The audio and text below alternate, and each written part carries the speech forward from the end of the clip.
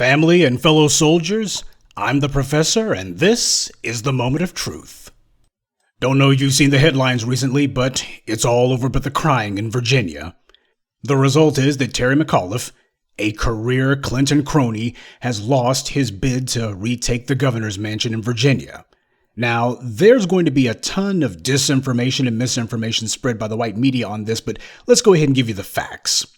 First of all, Democrats decided that they didn't need to reach out to black people, didn't need to produce for black people, and this is a referendum on that. That's what this election's been a referendum on.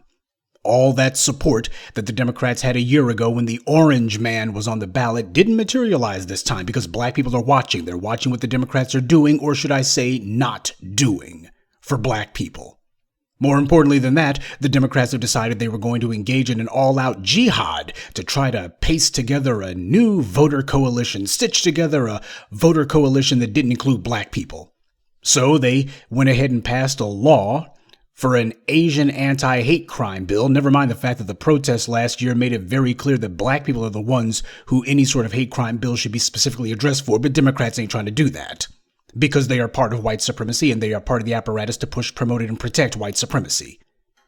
And then you had the deal with the Latinos, where the Democrats are now plotting how to give $450,000 per Latino to illegals who got caught last year in Trump's little dragnet.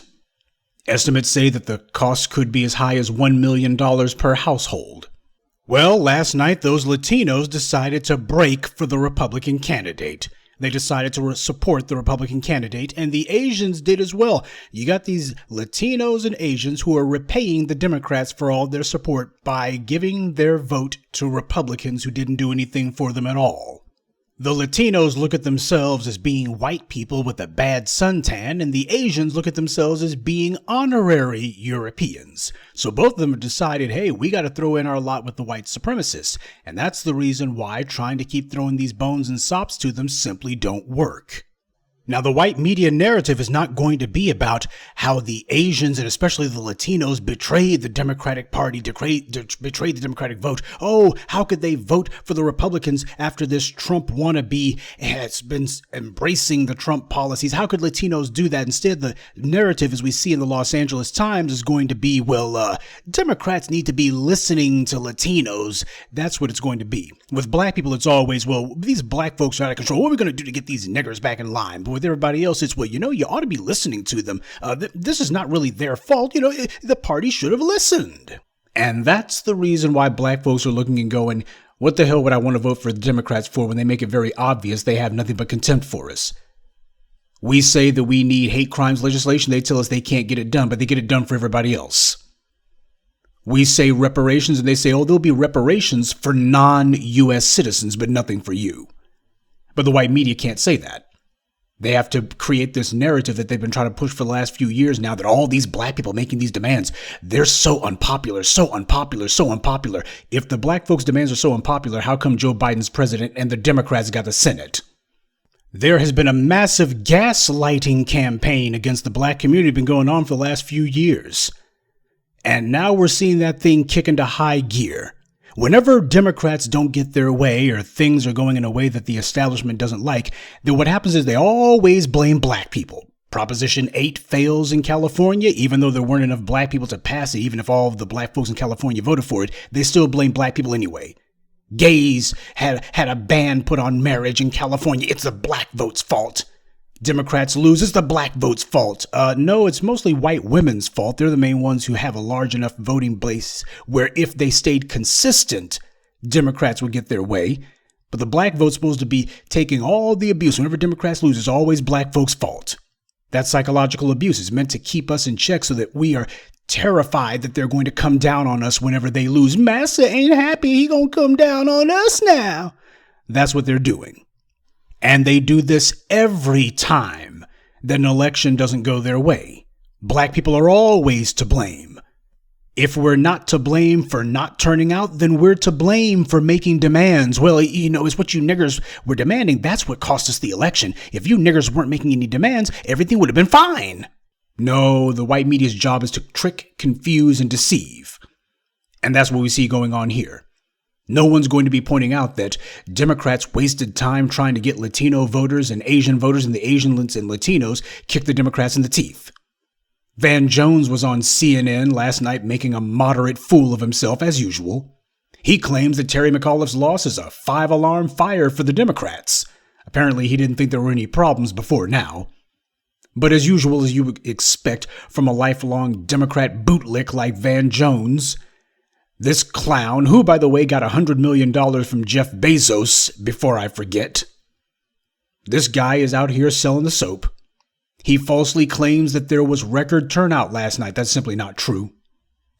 A year ago, Joe Biden got 2.4 million votes in the state of Virginia.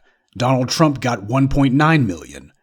Last night, Terry McAuliffe only managed to get 1.6 million votes. That's 800,000 less than Biden got just a year ago. Now, shouldn't that be the same for that Youngkin character? He should have fallen short by 800,000 votes too, right? Except he didn't. He only fell short of Trump's total by a mere 300,000. So the problem here isn't that there was some sort of lack of turnout for both candidates. What happened was Terry McAuliffe didn't have that support. His support cratered. Democrat support in Virginia cratered from what it was a year ago. It's not a matter of votes shifted to the Republicans. No votes shifted at all. Republicans lost votes from a year ago. At least the voter turnout was lower than a year ago.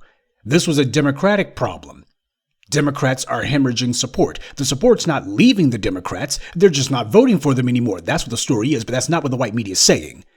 Because that's not the narrative they want out there. The narrative that they want is one that is going to attack the people who have been in the streets making demands, specifically black people. You have to say that they're a threat. You got to turn opinion against them. So you start lying and saying they're the problem. They're to blame. If these niggers weren't out here making all these demands, things would have been fine in Virginia. Fine for who? Not for black people. What happened here is obvious and clear, but the white media's job is to obscure the facts and confuse what ought to be a simple discussion.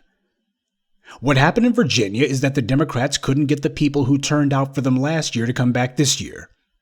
It's what we in the black media have been warning about. They have run out of orange-skinned racists in the White House to scare black folks at the polls.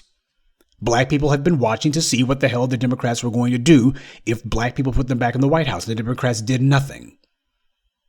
But the white media knows they can't say that. Because if they do, then they have to ask how Democrats lost their own voters. And if these journalists were not propagandists, they would already know. Democrats haven't done anything in the last year to justify voting for them again. That's what happened here. Full stop. There has not been some shift in voters. Don't believe that crap about the votes have shifted. No votes have shifted at all. What happened here was the people who showed up for Biden last year did not show up for the Democrats in Virginia this year. The numbers make that indisputably clear. But the white media is going to make out this narrative that the electorate's angry with Democrats. Oh, they see the Democrats as being out of control and out of touch. Oh, the Republicans were making arguments about schools, that critical race thing. You guys need to stop demanding that schools teach history. Stop demanding that schools teach history. You're going to make the white folks angry. This is a narrative that's being pushed by both the so-called left and so-called right-wing media. They're both speaking in unison on this, in one voice. That's how you know that there's an organized effort going down here. The left-leaning media is showing what they truly believe. But this effort to demonize the people pushing for change as some sort of problem, that's not new. White media has been promoting that particular narrative heavy for a while now. You're going to be seeing an orgy of demonization and denunciation of the black grassroots. They're going to be using proxy terms like leftists, or like far left, or the extremists in the base. But whenever it comes time for them to speak about the specifics of who these extremists are and what demands they're making that are so unreasonable and so unpopular, it's going to be a straight line of us. White media has gotten demonizing black people by proxy using dog whistle language. They've gotten that down to a science. They'll make sure to point out everything that we've been demanding and claiming this is the extremism that's unpopular in the country. And just in case there's some people out there who are simply too dense for code, then you'll have the white media in the MSNBC and CNN. They'll be claiming phony sympathy. We sympathize with the niggers' plight, but those demands they've been making are simply not popular in suburban areas, and the Democrats need those to win, and that's going to be how they try to sell this particular pack of lies. We know the reason, but the white media sees a chance to reinforce that narrative, which up until now didn't have any traction. Those damned black folks making their demands, they got to stop. Come on, what do you think was happening when nigga Jim Clyburn was saying, stop sloganizing, slogans kill, you gonna cost us elections, slogans kill. You don't even need to wait for the white media. You don't have to wait for Van Jones or Rachel Maddow or wait for Joe Scarborough and Mika the Bigot Brzezinski to start telling these lies. Why, you've got clowns in the Congressional Immigrant Black Caucus who are sitting here been saying this mess for years now. That's how you know you're up against an organized offense. All these clowns on the same page against us. There's nothing wrong with the electorate, other than being silly enough to think the Democrats were seriously going to be keeping any promises to them. There is, however, a lot wrong with the Democratic Party. They're trying to convince their base to stop putting pressure on them. And the things that their base are fighting for, the things that we're advocating, are actually very popular. These are things the country needs and wants. But the Democrats are trying to play a game of political keep away. Oh, what about defund the police? If you punish the police, you wouldn't have anyone demanding that they be defunded if the police were actually being punished. But since the Democrats have made it clear that they're giving immunity from law to the thugs in blue, people are saying, well, hell, let's go ahead and do away with them then. Democrats have a choice: punish the police, or the people are going to punish them. And the Democrats have made it clear, we're not punishing the cops at all. We need these guys. Who else is going to keep the niggers in line? Who's going to maintain the racial pecking order through organized violence if we don't have thugs in blue? So don't let Van Jones or any other black meat puppet for the white media tell you lies. The fraud, the Democrats can't win elections. What they mean is they can't win elections and ignore black people. They can't win elections and demean and besmirch the very people who they depend on to win those elections, the very people who are the only reason that they can win elections. That's what's actually going on here, but that's not what gets said. Democrats represent the white elite. And by elite, I don't mean soccer moms in the suburbs. I mean white men with hundreds of millions and billions of dollars. People like a Jeff Bezos. As I alluded to earlier, Jeff Bezos gave Van Jones $100 million. You think Van Jones is going to be criticizing Jeff Bezos anytime soon? You think he's going to be saying anything that's against Jeff Bezos' interest in any shape, form, or fashion? Don't dream. The reason that defund the police is so terrifying to these elites is because they use their money to buy laws meant to codify their place as a permanent overclass. But in a system of organized corruption like that, the only way you can keep the people you've been ripping off, the masses, from rising up against you is to have an apparatus in place that exercises targeted violence against those people. And that apparatus must have immunity from law, and they cannot be subject to public opinion. When you have an apparatus in place whose entire purpose is to control the public, that apparatus simply cannot be subject to the public's will. They must be immune from it. They have to be separate from it. They got to be insulated from it. They cannot control the public if the public is controlling them. That's not how it works. Now, we recognize this to be the case in other countries. The white media will go ahead and wash your face all day long with that to make you believe that you're not being oppressed. So they'll sit here and tell you, oh, look what's going on in those police states overseas. You got these police states. But in reality, the white media makes sure not to tell the people of the U.S. that America has more people behind bars than any other country on earth, disproportionately black. China has almost 5 times the population of the United States, but the U.S. has more people behind bars than communist China. Why don't you think about that for a moment? China has the second or first largest population, depending on where you think they rank with India this week, but they got one of the largest populations on the planet. And yet the U.S., with a far, far smaller percentage, has more people behind bars than communist China. repressive China. And yet the U.S. is so free that they have more people behind bars than the communist dictatorship. The U.S. has more people behind bars than Vladimir Putin's Russia. The U.S. has more people behind bars than the Iranians. More people behind bars than North Korea. So, if the U.S. has more people behind bars than China, Russia, Iran, or North Korea, who's the real police state? Mass incarceration is one of the most vigorous forms of societal control. And nowhere on the planet is this vile system more violently practiced than in the United States. When you have injustice that is this vile and this violent, you have to make it obvious what the consequences will be if anyone decides to disagree with it. You defy the law, and the law is what white elite power says it is. Then what happens is there is the assured threat of organized violence that will come out for you. But what happens when the people lose their fear of the enforcement arm of white supremacy? How do the 1% of white elites maintain their power over black people when black people say we're not scared anymore? Last summer, you had the thugs in blue on their knees, literally. And it didn't take hundreds of years for the people to make it happen either. So how do the white elites control that? What you do is you have to convince or deceive those people into thinking that fighting for their freedom is a bad thing. And that's where the white media comes in. That's where the bootlicks like Van Jones come in. Get some of their own to say, you got to stop causing trouble for these good white folks. You're going to ruin it for all of us. That's the bootlick standard battle cry. You people over there who are demanding that you be treated like human beings and demanding your fair share of the world, you're going to ruin it for the rest of us. So the white media begins a steady drumbeat of lies.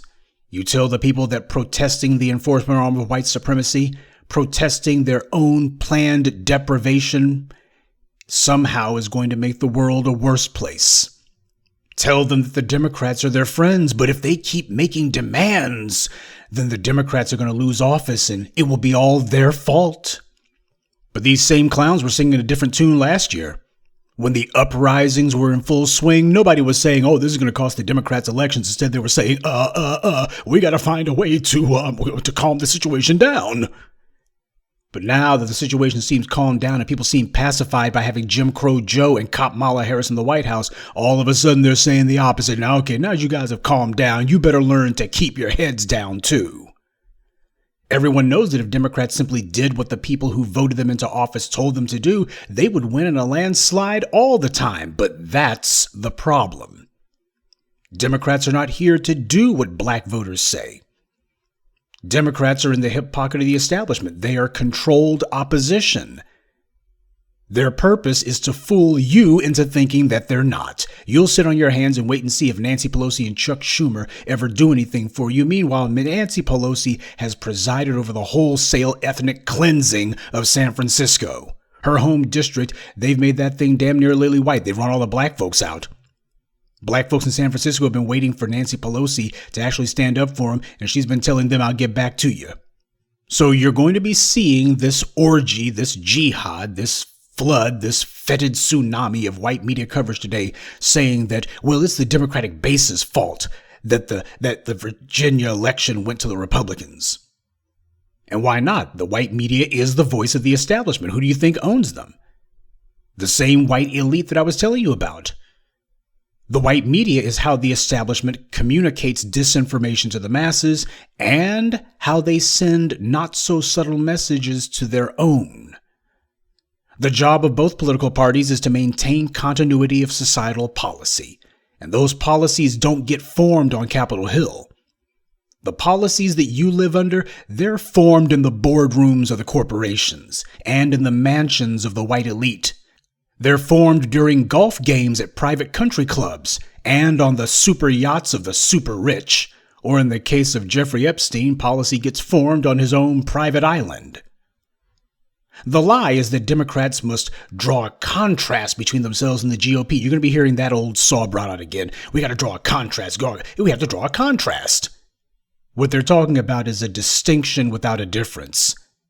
They'll wax poetic about abortion, Or they'll go ahead and say some stuff about diversity. These are distinctions without a difference. There's no contrast between the Democrats and the Republicans. That's the problem. People can see that there's no difference at all.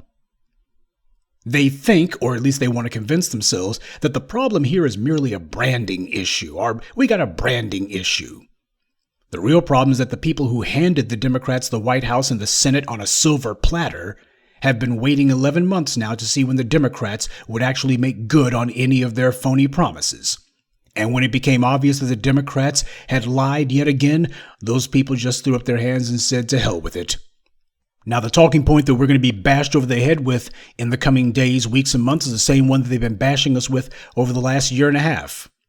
Unpopularity. What you niggers are demanding is unpopular. Unpopular. By the way, that word unpopularity is never a problem for any other policy. An Asian hate crime bill was unpopular, but the Democrats and Republicans still passed it. Giving money to illegal aliens is wildly unpopular, but Democrats have already openly declared that they want to do it and are working to try to make it happen right now. You know, the second Iraq war, that was unpopular too. 60 Minutes confronted Dick Cheney about that. Leslie Stahl told him it's unpopular. Americans don't like it. And you remember Dick Cheney's response? He said, so? It's only when black people make demands that all of a sudden popularity is very important, you see. It's popularity, you see. It's just too hard to do. Hey, what about the opinion polls? I want you to remember something. The only time that the white establishment ever points to polls is if they agree with them. They've been doing public opinion polls about things of interest to black people ever since the Civil Rights Movement. Starting with Dr. King's March on Washington. How popular was that with America? There's always been just basically 70 or so % of the country who, no matter what you say, as soon as you say the word black, they're going to immediately say, I don't like it. I'm in favor of it. I'm against it. That's automatic. So when the white media tries to hide behind polls, well, the reason we can't, polling, you see, they never do that with the LGBT community. Gay marriage was wildly unpopular. Before they started legalizing it everywhere, you just say, oh, we can't agree. We have to be on the right side of history, you see. But as soon as black folks start making demands, all of a sudden, as well, we don't care about the right side of history. We want to be on the right side of the polls, you see, even if we lose elections in spite of those polls. It is the longest standing of American traditions that whenever black people are advocating for anything that's in our interest, there's going to be a great majority of the country who oppose it simply on general principle. 70+% goes, oh, we ain't in favor, we don't like it. Just on a reflex. The white media knows it. Well, of course they should. They've been the main ones who have been teaching and conditioning the public to react that way to black people's righteous demands. Look, there's something you need to understand about the Democrats. The Democrats are not a political party. Even for those of you, and I know there's a few hardcore Democrat operatives and well-wishers and sympathizers who are here, let me go ahead and educate you about your precious Democratic Party. You want to know why it is that these guys ain't doing a damn thing? It's because the Democrats are not a political party. They are a DC-based social club. The membership dues are you got to get yourself a certain number of votes in your home district, and after that you get to go to the clubhouse in DC. They call it the Capitol building. The Democrats' true constituency is not the voters in their home districts. It never has been. The Democrats' true constituency, the people whose favor that they actually want to curry and whose support they actually want, is the white donor class, whose money they lust for. And those white-moneyed interests, they've made it very clear what the price of admission to their wallets is going to be. They have watched as the demands of the black grassroots have only gotten louder. And the Democrats' efforts to deceive us and shame us into sitting on our hands while we're brutalized out of existence have failed. They have seen last summer that those demands literally brought the thugs in blue to their knees. Do you think Jeff Bezos was going, oh, this is good. The guys who I'm depending on to make sure that I maintain all of my ill-gotten gains and that I don't pay any taxes and that governments give me huge subsidies. I want to make sure that the guys who I'm depending on to use violence to enforce my place in the world, I want to make sure that those guys are brought to their knees. I want those guys eliminated. That way the people have ready access to punish me. No, he's looking and going, God dang it, the world's unequal. I paid a lot of money to make it unequal, and you need to make sure that those guys with the guns are not stopped. They shouldn't be discouraged. I need them to maintain my place in the world. That's what Jeff Bezos was saying. And you better believe they were telling Democrats, these niggers you guys have out here, they're not in control anymore. They're not listening to you. You can't control them. You better find a way to stop them. Every country with political parties usually breaks down into one of two categories. There's the party who speaks for the in crowd, and there's the party or parties who pretend to speak for the out crowd, that is, the disenfranchised. But when you actually examine these countries and their political parties, in reality, you find that the so-called champions of the underdogs, these guys are usually people who come from the elite or the upper crust themselves, and since there wasn't enough room for them to make a name for themselves in the political system by standing up for the establishment, standing up for the in crowd, they decided that they would go ahead and portray themselves as the champions of the out crowd. It's all about aggregating power however you can, but they never ever decide they're going to tear down the very elite establishment that they claim to be fighting against. They're not going to do that. They simply use the out crowd as their pawns, their base, and they prove their value to the donor class by demonstrating that they can keep a lid on the disenfranchised. That's the game. It's been that way for hundreds of years. There's been a revolt in the servants' quarters, as Dr. John Henrik Clarke put it.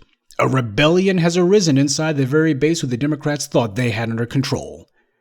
Democrats have been in need of a way to justify attacking that base and delegitimizing our demands, and that's what they think they see with this loss in Virginia.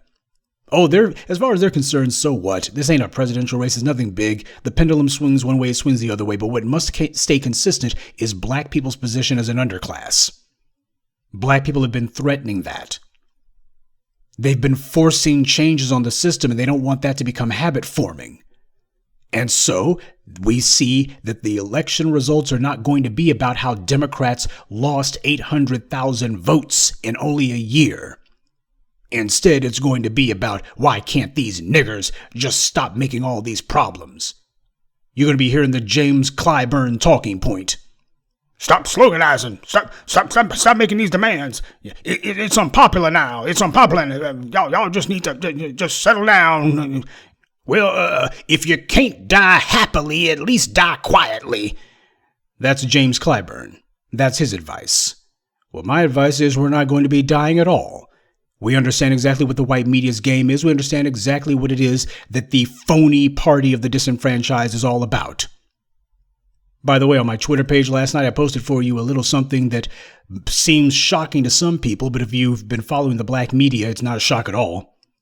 New data suggests young voters are growing more frustrated with elected leaders. Some may be on the verge of ditching both political parties altogether. There's NBC that was reporting that. Well, if you've been following the black media, you know that we have already said we ditched both parties a long time ago. We're keeping you ahead of the curve, keeping you informed. So when you have the white media trying to tell these tall tales, don't you pay them no never mind. You make sure you keep your ear to the black media. Because the black community does not exist for the sake of empowering Democratic politicians. We do not exist for the sake of promoting the interests of feminists and illegal aliens and LGBT and every other possible constituency of every political stripe, pattern, and spot. The black community has interests of our own. Interests that have been systematically ignored and are now being systematically attacked and demonized. Interests that we will stand up for.